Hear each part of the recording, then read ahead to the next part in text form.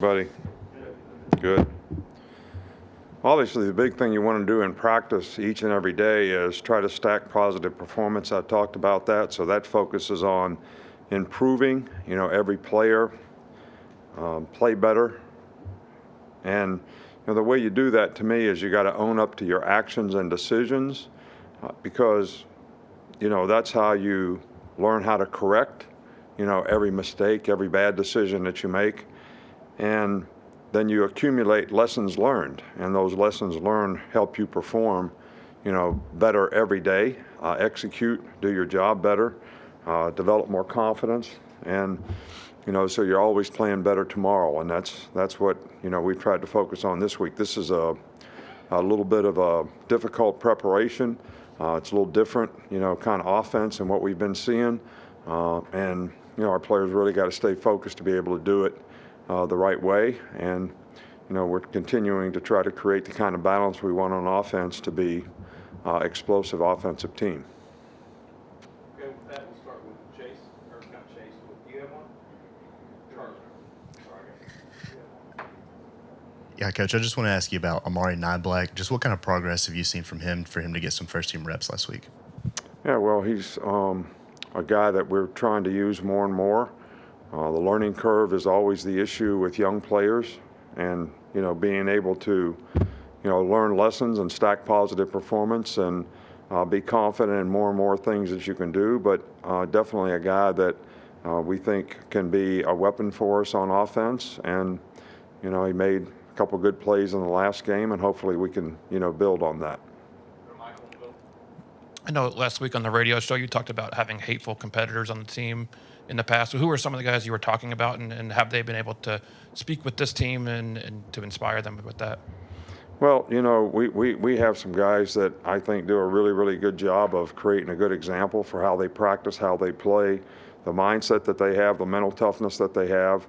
I'm not going to start mentioning names, but I do think those guys impact other people on the team, and I think it's important to have that if that's attitudes are contagious. So when you got guys on the team that do that, I think that can become contagious as well. So when you got, negative people on your team, that can be contagious. I don't see a lot of that on this team. So I see guys, trying to do things the right way. We just got to do a better job of executing.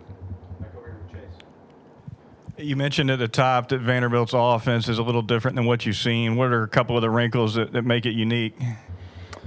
Well, I'll talk about their offense. I'm not talking about what we're going to do. You want me to tell you what we're going to do so they know? I mean, I can just call their coaches and dial it up for you. But, there's elements of, option football in what they do. And, that's not something that we see all the time.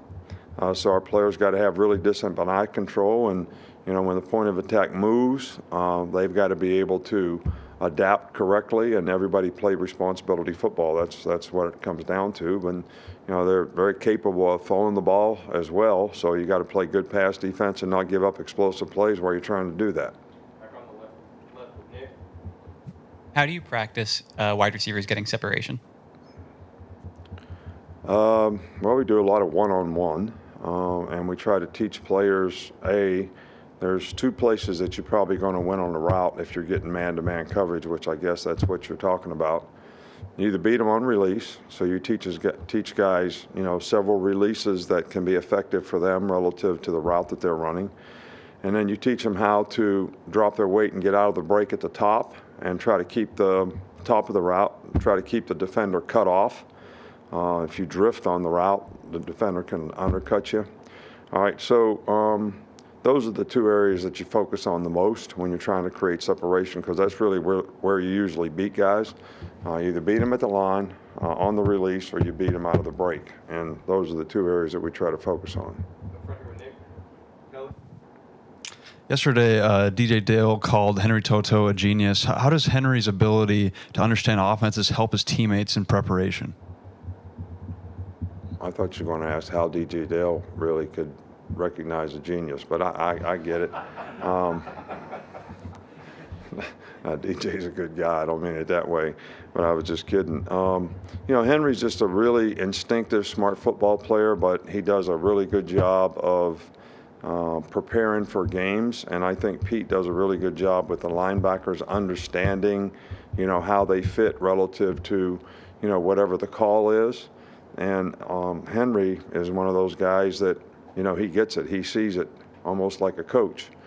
He's a great communicator, so I think because he makes calls up front, that really makes the other part of the front seven feel more comfortable and confident in what they're doing and how we can execute together as a group.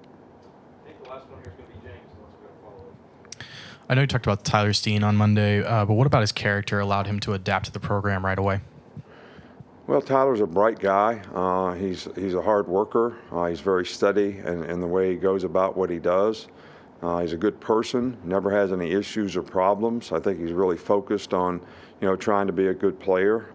And I think the players, here kind of embrace new guys, and he's certainly the kind of guy that's easy to embrace because he's, really got a positive personality and a fun guy to be around. You have one more here to finish up with Tony. Do you have an update on Aaron Anderson's status with his knee? We saw him kind of go through warm-ups before the game last week. I really was hopeful that we could get through one deal without having an injury update. The guy's practicing. He's making progress. I don't know when he's going to be ready to play. I mean, that's a medical decision. And, he's got to feel comfortable and confident that he's ready to go as well. So it's still kind of up in the air. It's day to day. Thank you.